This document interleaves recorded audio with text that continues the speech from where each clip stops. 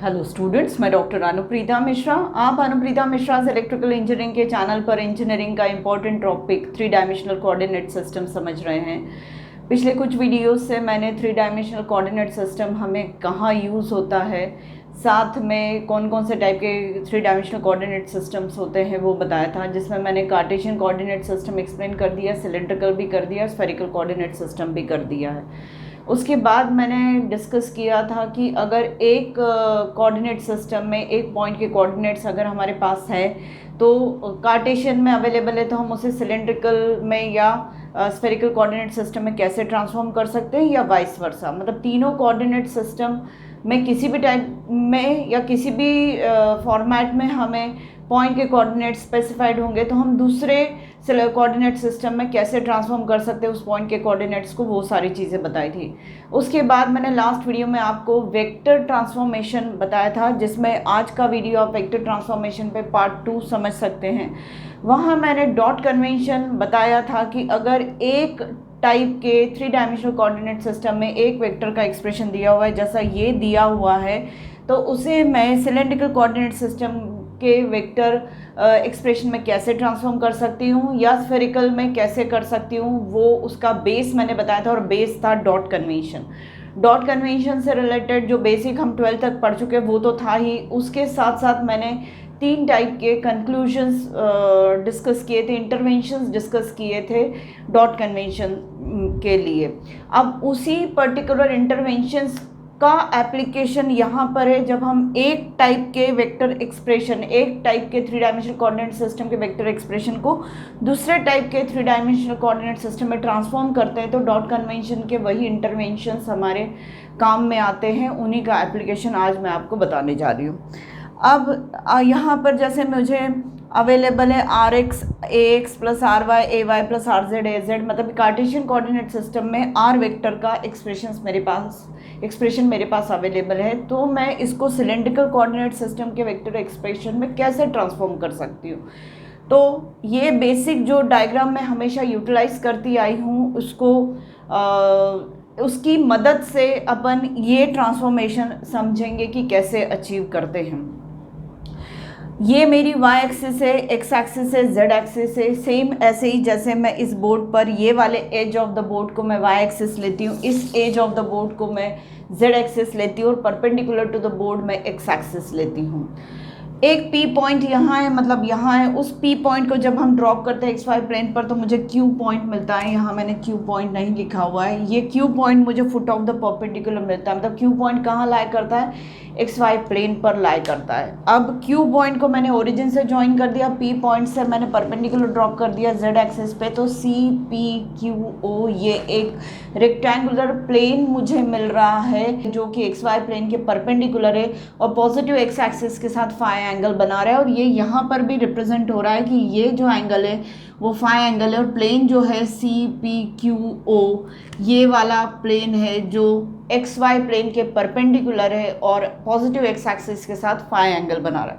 Positive X axis के साथ phi angle बना रहा है तो Y एक्सिस के साथ ये 90 माइनस फाई एंगल बनाएगा। मतलब प्लेन आपका ये है तो ये वाला एंगल फाई है, तो ये वाला एंगल हो जाएगा 90 माइनस फाई। अब यहाँ पर हम समझ लेते हैं कि AX AY और AZ कहाँ एक्ट कर रहा है। तो AX X axis positive X axis के अलोंग एक्ट कर रहा है, AY पॉजिटिव Y एक्सिस के अलोंग एक्ट कर रहा है, और AZ पॉजिटिव Z एक्सिस के अलोंग एक्ट कर रहा है। A रो कहाँ एक्ट कर रहा है, O2 Q को ज्वाइन करने वाले लाइन के along A rho unit vector act कर रहा है, ये लिखा हुआ है A rho unit vector. A phi unit vector कहाँ एक्ट करेगा, इस A रो यूनिट वेक्टर के परपेंडिकुलर बैक साइड में। A फाई डायरेक्शन ये वाली क्यों है, ये वाली क्यों नहीं, ये सारी बातें सिलेंड्रिकल कोऑर्डिनेट सिस्टम का बेस समझाते टाइम मैंने आपको बता दी थी। तो A रो इस डायरेक्शन में एक्ट कर रहा है, A फाई इस डायरेक्शन में एक्ट कर रहा है, और AZ परपेंडिकुलर ऐसे एक्ट कर रहा है। मतलब तीनों का अगर मैं समझूँ तो this is AZ, this is A rho and this is A phi. A rho A phi and AZ। इसी पॉइंट पर अगर मैं आपको बताऊं Q पॉइंट पर, this is Q point, Q point पर अगर A रो A फाई और AZ तीनों वेक्टर्स को बताऊं तो A रो ये है पेन के अलोंग, A फाई ये है पेन के अलोंग, और AZ ये है पेन के अलोंग। इस तरीके से तीनों यूनिट वेक्टर्स एक्ट कर रहे हैं। अब अगर आर वेक्टर अपने को कार्टेशियन कोऑर्डिनेट सिस्टम के फॉर्म में दिया हुआ है, के रिप्रेजेंटेशन में दिया हुआ है, तो हम उसको सिलेंड्रिकल कोऑर्डिनेट सिस्टम में कैसे रिप्रेजेंट कर सकते हैं। मतलब आर वेक्टर दिया है A x A Y A Z की टर्म्स में, तो मुझे उसे फाइंड करना है ए रो ए फाई और ए जेड यूनिट वेक्टर की टर्म्स में। तो ये एक्सप्रेशन हमें रिक्वायर्ड है, तो इसका मतलब मुझे आर रो पता करना पड़ेगा, आर फाई पता करना पड़ेगा और आर जेड पता करना पड़ेगा। आर जेड तो सेम हो जाएगा, पर आर रो और आर फाई मुझे पता करना पड़ेगा। और कैसे पता करूँगी, तो मुझे एक कॉन्सेप्ट मालूम है, लास्ट वीडियो में जब मैंने डॉट प्रोडक्ट समझाया था, तो अगर एक वेक्टर कोई नॉन यूनिट वेक्टर है ए वेक्टर, और उसका कंपोनेंट अगर किसी यूनिट वेक्टर के अलोंग निकालना है, तो सिंपल उस बड़े वेक्टर का जो कि नॉन यूनिट वेक्टर है उसका यूनिट वेक्टर के साथ अगर डॉट प्रोडक्ट निकाल लेते हैं, तो नॉन यूनिट वेक्टर का कंपोनेंट यूनिट वेक्टर के अलोंग निकल आता है। ये कॉन्सेप्ट लास्ट टाइम मैं समझा चुकी हूँ अच्छे से बेटा। तो उसी पर्टिकुलर कॉन्सेप्ट को मैं यहाँ अप्लाई कर रही हूँ। आर रो मुझे फाइंड करना है, तो पूरा आर वेक्टर जो मुझे ये पता है, इस आर वेक्टर का मैं डॉट प्रोडक्ट ले लूँगी ए रो यूनिट वेक्टर के साथ। तो R vector dot A rho unit vector, मुझे आर रो लेंथ मिल जाएगी, आर रो कंपोनेंट मिल जाएगा, या आर वेक्टर का कंपोनेंट अलोंग ए रो मिल जाएगा। ये भी मैं लास्ट वीडियो में बता चुकी हूँ। सिमिलरली आर फाई लेंथ मुझे पता करनी है, या आर वेक्टर का कंपोनेंट ए फाई के अलोंग पता करना है, तो मुझे आर वेक्टर का डॉट प्रोडक्ट ए फाई के साथ निकालना पड़ेगा। और आर जेड तो आर जेड है ही, ये लिखने का एज सच कोई ज़्यादा औचित्य नहीं है बेटा। अब मेरे पास आर रो फाइंड करना है, तो आर वेक्टर मैंने पूरा ये उठा लिया, ये लिख लिया, और उसके साथ डॉट में मैंने ए रो लिख लिया। जब इस डॉट ए रो का मैं इंडिविजुअल टर्म के साथ डॉट लूँगी, तो R X A X dot A rho plus R Y A Y dot A rho plus R Z A Z dot A rho, कोई खास मीनिंग नहीं, वही का वही सेम आ जाएगा यहाँ पर बेटा। तो इस तरीके से मुझे इसको फाइंड आउट करना पड़ेगा, और इसको फाइंड आउट करना मतलब मुझे ए एक्स डॉट ए रो पता होना चाहिए, ए वाई डॉट ए रो पता होना चाहिए। इसकी कोई ज़रूरत नहीं, नॉट टू बी यूटिलाइज्ड है बेटा। ये सम सॉल्व करेंगे तो आपको और क्लियर हो जाएगा। तो मुझे A X dot A rho A Y dot A rho ये पता करना बहुत ज़रूरी है। कैसे पता करेंगे, तो उसके लिए मैं ये वाला कॉन्सेप्ट यूटिलाइज करूँगी। जब दो यूनिट वेक्टर्स का डॉट प्रोडक्ट निकाला जाता है, जब दो यूनिट वेक्टर्स का डॉट प्रोडक्ट निकाला जाता है, तो डॉट प्रोडक्ट का जो आंसर आता है वो उनके बीच के एंगल का कॉस होता है, या फिर एक यूनिट वेक्टर का कंपोनेंट दूसरे पर ले लो, यहाँ लिखा हुआ है ए डॉट ए बी का मतलब या तो cos of angle between them, या फिर component of A over A B और component of A B over A. इस तरीके से मैं दो यूनिट वेक्टर्स का डॉट प्रोडक्ट निकाल सकती हूँ। यहाँ पर मतलब अल्टीमेटली मुझे ए एक्स डॉट ए रो इसके एप्लीकेशन से निकालना है, और A Y dot A rho A Y dot A rho भी मुझे निकालना है। ये दो चीज़ें फाइंड करना मेरे लिए ज़रूरी है। तो मैं क्या करूँगी, एक मैट्रिक्स डेवलप कर लेती हूँ, एक मैट्रिक्स जनरेट कर लेती हूँ, जिसमें मैं correspondingly A X dot A rho या A rho dot A X same होता है, A X dot A phi A X dot A Z यहाँ पर फाइंड आउट कर लूँगी। ऐसे A Y dot A rho A Z dot A rho correspondingly A Y dot A phi. इस तरीके से मैं इन दोनों के डॉट प्रोडक्ट को इन पर्टिकुलर सेल्स में पहले से फिल करके रख लेती हूँ। जब भी मुझे ट्रांसफॉर्मेशन की ज़रूरत पड़ेगी, मैं उस टेबल से उठा के यहाँ पर इनकी वैल्यूज़ को फिट कर दूँगी, इन यूनिट वेक्टर्स के डॉट प्रोडक्ट की वैल्यूज़ को। तो सबसे पहले मैं फाइंड आउट करना चाहती हूँ ए एक्स डॉट ए रो। सबसे पहले मैं फाइंड आउट करना चाहती हूँ ए एक्स डॉट ए रो। ए रो कहाँ एक्ट कर रहा है, ये ए एक्स कहाँ एक्ट कर रहा है, ये दोनों के बीच का एंगल कितना है, फाई। तो मैं सिंपल सा फॉर्मूला यूज़ करूँगी, दो यूनिट वेक्टर्स के बीच में डॉट प्रोडक्ट का आंसर यहाँ पे cos of angle between them, मतलब सीधा सा एक्स डॉट ए रो जो हो जाएगा वो कॉस फाई हो जाएगा। सिमिलरली अगर मैं फाइंड करती हूँ A Y dot A rho, A Y dot A rho find out करती हूँ अगर मैं, तो मुझे मिल जाएगा ए वाई डॉट ए रो, मतलब ये ए वाई है और ए रो ये है, तो इनके बीच का एंगल 90 - फाई है, वो लिखा हुआ है। कॉस ऑफ 90 माइनस फाइव मतलब वो साइन फाइव हो जाएगा। कॉस ऑफ 90 माइनस फाइव मतलब साइन फाइव। ए जेड और ए रो कहाँ है? ए रो यहाँ है और उसके 90 डिग्री पर ए जेड है। तो दो वेक्टर्स जिनका डॉट प्रोडक्ट आपको फाइंड करना है, वो दोनों वेक्टर्स 90 डिग्री पे, तो उसका डॉट प्रोडक्ट 0 आएगा बेटा। अभी तो मैंने आर रो फाइंड करने में क्या इन्वॉल्वमेंट होगा, वो ये इन्वॉल्वमेंट होगा कि एक्स डॉट ए रो पता करना पड़ेगा और ए वाई डॉट ए रो पता करना पड़ेगा। ये कब ज़रूरत पड़ेगी इसकी? जब आपको आर रो निकालना हो। जब आपको आर फाई निकालना हो तब आपको इन सेल्स की एंट्री की ज़रूरत पड़ेगी। तो वो आर फाई कैसा होगा? आर फाई यहाँ पर ए फाई हो जाएगा और ये सारे ए फाई हो जाएंगे बेटा। इसकी कोई ज़रूरत ही नहीं, मैं लिख ही नहीं रही हूँ क्योंकि ये 0 ही अल्टीमेटली। या चलिए लिख लेते हैं R Z A Z dot A phi, ऐसा होगा।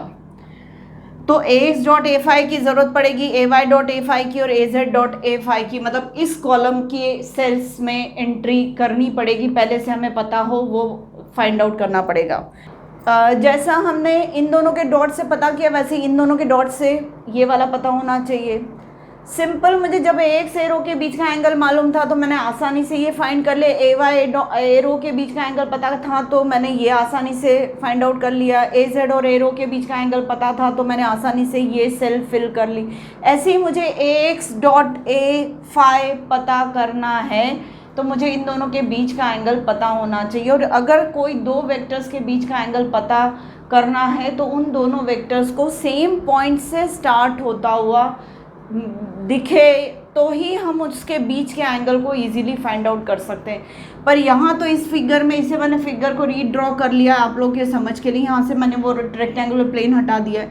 एक्स वेक्टर ये वाला है तो मुझे किसी भी तरीके से ओरिजिन से ही मुझे ए फाई वेक्टर भी स्टार्ट होता हुआ मिले तो मैं ए एक्स और ए फाई के बीच का एंगल आसानी से पता कर लूँगी। तो चलिए वही सबसे पहले कर लेते हैं कि ए फाई को हम शिफ्ट कर देते हैं ओरिजिन पर।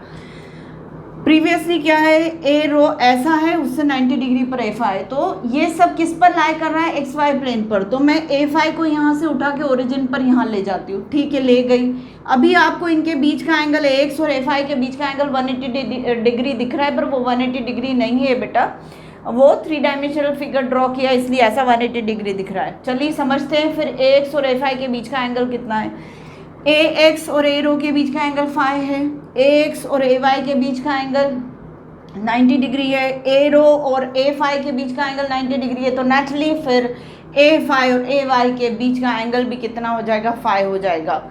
इन दोनों के बीच का एंगल 90 डिग्री है, इन दोनों के बीच का एंगल 90 डिग्री, इन दोनों के बीच का एंगल फाई है, तो फिर ये वाला भी कितना हो जाएगा? फाई एंगल हो जाएगा। मतलब दोनों के बीच का एंगल 90 प्लस फाई, मतलब कॉस ऑफ 90 प्लस फाई मिल रहा है। इसका मतलब माइनस साइन फाई होगा, यानी ए एक्स डॉट ए फाई का जो डॉट प्रोडक्ट होगा वो होगा कॉस ऑफ 90 प्लस फाई, और कॉस ऑफ 90 प्लस फाई मतलब माइनस साइन फाई हो जाएगा। चलिए इसी तरीके से अगर मुझे ए वाई डॉट ए फाई पता करना है, मतलब ए वाई डॉट ए फाई पता करना है, तो अभी अभी हमने पता किया इन दोनों के बीच का एंगल कितना है? फाई। तो इन दोनों का डॉट प्रोडक्ट होगा कॉस फाई, तो वो मैं लिख लेती हूँ कॉस फाई। अब ए जेड कहाँ है? यहाँ है। और ए फाई भी कहाँ है? एक्स वाई प्लेन पर। मतलब इन दोनों के बीच का एंगल भी कितना है? ए रो, ए फाई और ए जेड ऑर्थोगोनल सिस्टम के पार्ट है, तो उनके बीच का म्यूचुअल एंगल कितना? 90 डिग्री। इसका मतलब ए जेड और ए फाई के बीच का एंगल 90 डिग्री, तो कॉस ऑफ 90 डिग्री कितना हो जाएगा? 0। सिमिलरली ए जेड और ए एक्स के बीच का एंगल भी 90 डिग्री, तो ये भी 0 हो जाएगा डॉट प्रोडक्ट, ये भी 0 हो जाएगा डॉट प्रोडक्ट, और A Z dot A Z कितना हो जाएगा? 1। इस तरीके से आप पहले से A X dot A rho, A Y dot A rho और ए जेड डॉट ए रो पता करके रखिए, या फिर A X dot A phi, A Y dot A phi या A Z dot A phi, या फिर A X dot A Z, ये सारी चीज़ें पता करके रखेंगे तो आपको ये जो एंट्री करनी रहेगी वो आसानी से आप in terms of cos phi sine phi ऐसे कर सकते हो बेटा।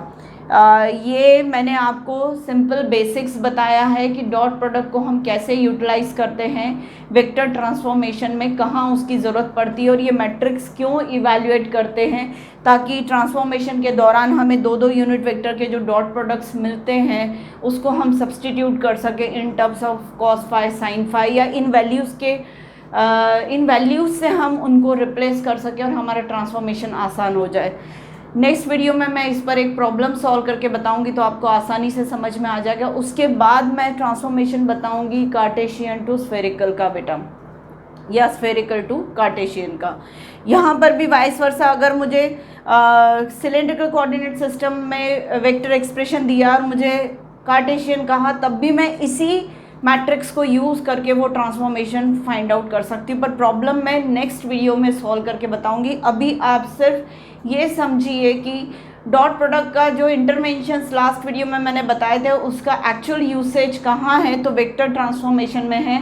और वेक्टर ट्रांसफॉर्मेशन में भी ये स्टेप्स जब हमें फॉलो करनी पड़ती तो दो यूनिट वेक्टर्स का, मतलब एक यूनिट वेक्टर एक सिस्टम का होता है, दूसरा यूनिट वेक्टर दूसरे 3 डायमेंशनल सिस्टम का होता है, तो उनके बीच का डॉट प्रोडक्ट कैसे फाइंड आउट करना है या पहले से फाइंड आउट करके रख लो इस पर्टिकुलर मैट्रिक्स के फॉर्म में, ताकि आपको आसानी रहे इन डॉट प्रोडक्ट्स को रिप्लेस करने में वैल्यूज़ के साथ। और वैल्यूज़ कहाँ से उठानी, इन मैट्रिसेस से उठानी।